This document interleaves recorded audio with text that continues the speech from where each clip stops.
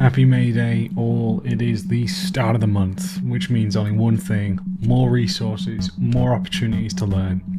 And let's talk about it.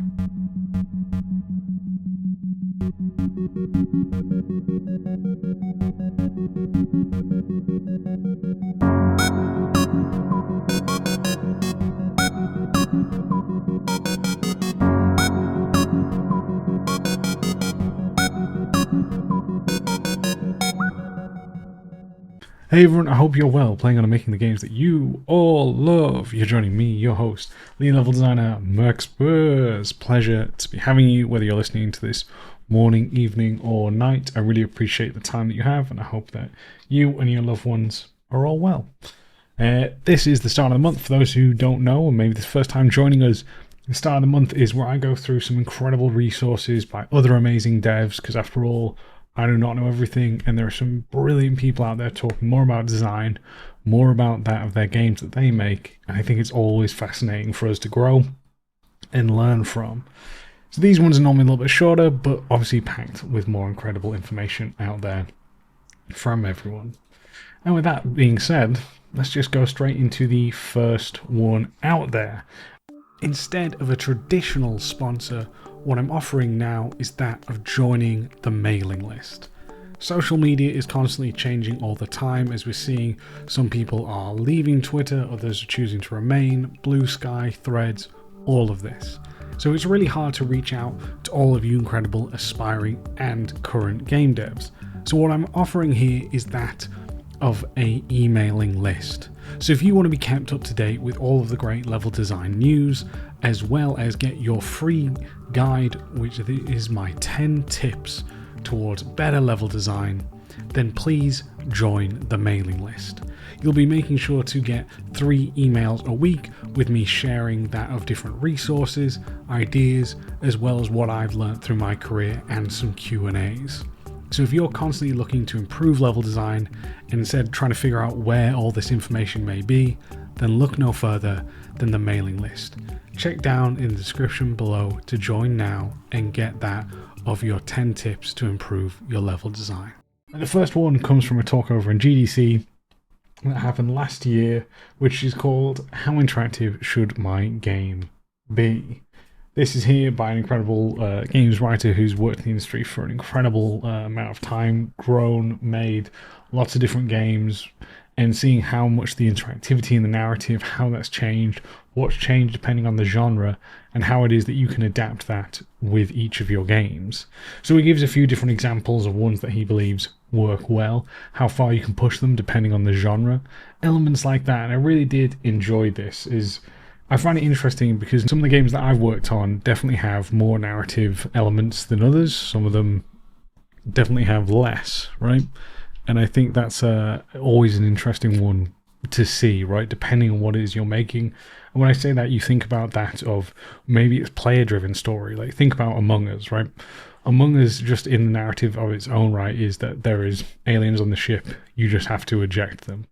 But the narrative is player driven, right? So it's always about, it'll feel different every game because that's part of the mechanics. That's part of the narrative of you discovering that so-and-so, they are clearly the alien. They weren't, or maybe they were.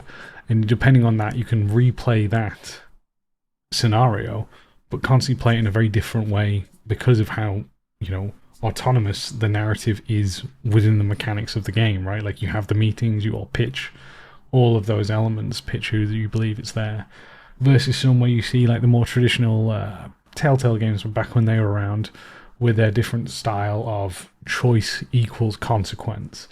And then this can impact your ending throughout as well.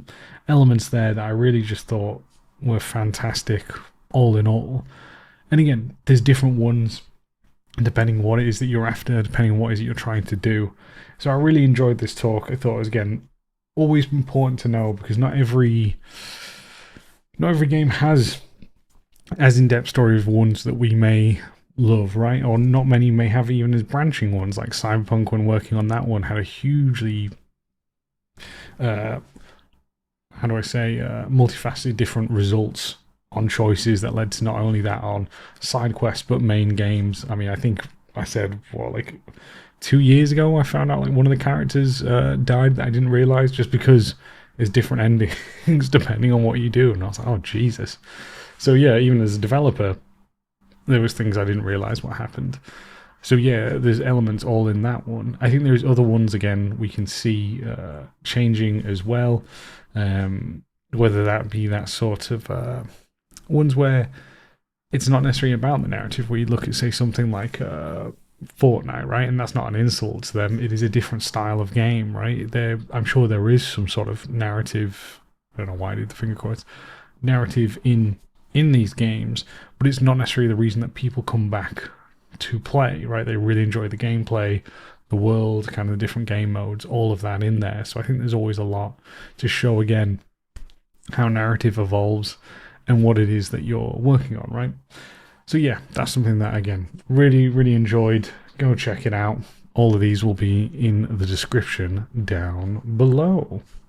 Now, resource number 2, everyone knows here, I'm a huge Kojima and Yoji Shinkawa fan, so I recently re-got the book of The Art of Death Stranding.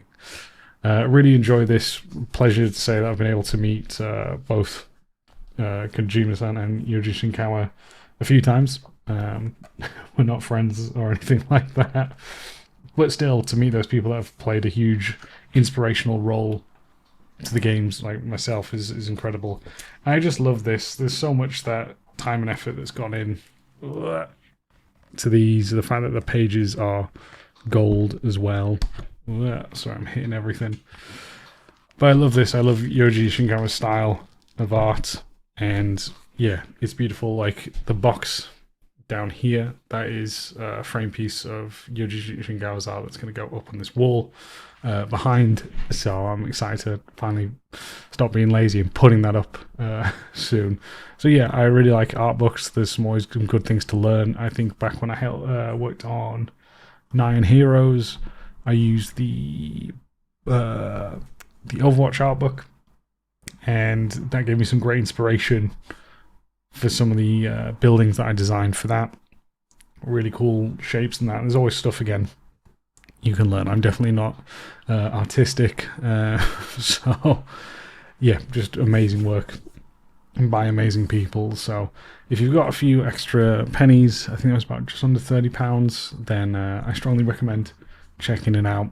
Again, the mechanic design and the suits are the things that I really love. The motorcycle's amazing, all of those. So it's a really good one that recommend. Now, the next two are kind of related, right? They are interviews with the Bloober Team, which, for those you may not know, are based in Poland. Most known now for their remake of Silent Hill 2, but they worked on Layers of Fear, The Medium. I also think they did Blair Witch, if I'm remembering correctly. Again, great. Met a couple of them, seem all lovely people and doing great things, and they're talking about their new game called Chronos: The New Dawn. You may have seen it. It kind of looks like, or the feeling I get when watching it is that of Dead Space meets Kojima in terms of the abstract narrative it's alluding to in its trailers. But again, really enjoyed that. I think it's looking good, and GameSpot sit down with developers. They talk about the kind of how it feels working on that simultaneously alongside that of Silent Hill 2 team, what it is they learn from one another, where it is that they're trying to push their own games, right? You know, they talk about it, how each of their games was a learning experience from The Observer. I believe it's called The Observer, and that was based in Krakow, a futuristic one. And for some of you may know, that's where I lived. And it was really fascinating to see their inspiration of Bekczynski, which I've got an art book down here, which is an incredible Polish artist, inspiring them on The Medium. Beautiful work, beautiful work. So yeah, some really interesting ones for that. So them sitting down, and that kind of leads us on to that of the fourth recommendation, which is another sit down with that of the team who made Silent Hill 2 remake. Them discussing what it was like. They actually touch on what it was like for them to get all the backlash from the trailers when they were first released. And it's funny because one of the reporters says like, oh yeah, like mustn't be easy, but my thought is, well, as a journalist, you definitely didn't help the fucking situation either. But step aside, them thinking about like how has it changed now, right? Like from a team that was doubted to now someone who's got more of a respect from the community online. And it doesn't change. They're saying it doesn't change anything from them. It's not going to change their design philosophies, elements alongside that. So I think it's another great one to see, and also to hear what it is they're learning for, what it is that they're moving on. As they've stated, they've got two teams working on, how do I say, multiple projects right inside Bloober Team simultaneously. So it's fascinating to see that, as well as definitely even in my time in the industry, it's what teams have or companies have strived to do, right? Especially now with games taking longer to make. It used to be, when I started in the industry, roughly about 3 years. An average time now is almost like 5 years. So it's quite a lengthy period of time, right, to be working on something all the time. So yeah, it's a fascinating one to again see how they have grown, not only as a team in terms of size, but also grown in terms of their own view from the world, and also their own design ability, because they're obviously getting better, they're obviously learning, and I'm excited to see what Chronos is about, and also what it is now that the Silent Hill 2 team is now working on with Konami, I believe. I mean, I would be shocked if it wasn't Silent Hill 3, but I don't know. I have no idea. So yeah, that was a really fascinating one, all in all, and I really enjoyed, just seeing that. So yeah, those are the first 4 that we have. So we had the interview with Chronos about Chronos New Dawn, an interview on that of Silent Hill 2. They'll all be in the description down below. Now, this one was a little bit different. This style of game isn't necessarily the ones that I normally play, but I very much appreciated the fact that these genres obviously exist. The more genres out there, the better it is, I think, for the medium. But it's by a small indie team called the Ouroboros Express, right? And in that, they're talking about the element of writing for more of a visual style novel, is what I feel this is. What got me interested in it was more of their vlogs, right? They talk about they go through the development as they're going through releasing. I believe it released last year, but still, it's quite fascinating that they've got all of these devlogs. Like, you've got a whole playlist on there, which is quite amazing to see. I think they've got in total 9 videos of their development. So if you're interested in that, again, it's more of a visual novel than it is in terms of the genre versus other games we've talked about. But again, to see a small team constantly share that information, hear what they're talking about, their experiences is always, it's just great to see, and always important to learn from other teams there. So that there is where we'll wrap it up, everyone. So we'll go through the recap of what we spoke about. Again, all of them are in the description down below. And that is the first one being, how interactive should my game narrative be? A GDC talk discussing again what genres provide different styles of narrative and how do you deliver them. Then we go on to that of the Death Stranding art book, talking about the incredible work by all the art team, led by Yoji Shinkawa. And again, just a huge fan of the mechanics, the mechanical elements of the game. And then we move on to the 2 interviews by Bloober Team, talking about the new game Chronos, the New Dawn, as well as recapping with the Silent Hill 2 remake team. Then we move over to that of the small lone studio who worked on the Ouroboros Express, going through their development vlogs. And actually, the last one I'll talk about as a nice little reminder is one called Grid Paper.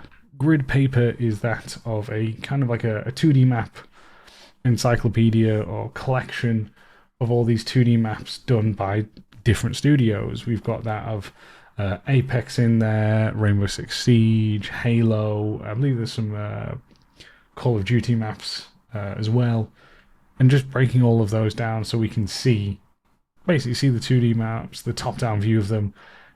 And again, just great inspiration for anyone who's maybe working on that. And we talk about doing personal work and what you can learn. I think it's just an incredible archive of all these different layouts and maps. And yeah, I absolutely love it. Yeah, I know it's been shared around before, but I think it's a great one to be a reminder, or it may be a first time for some of you in this for this site. So yeah, thank you all very much for joining me. If you do want to reach out, you can of course reach out to me on email, leveldesignlobby@gmail.com. You can contact me either via Twitter or Blue Sky at Max Pears. And please do make sure that you subscribe and rate the podcast 5 out of 5. Really appreciate it. Take care everyone, and I'll catch you all next time.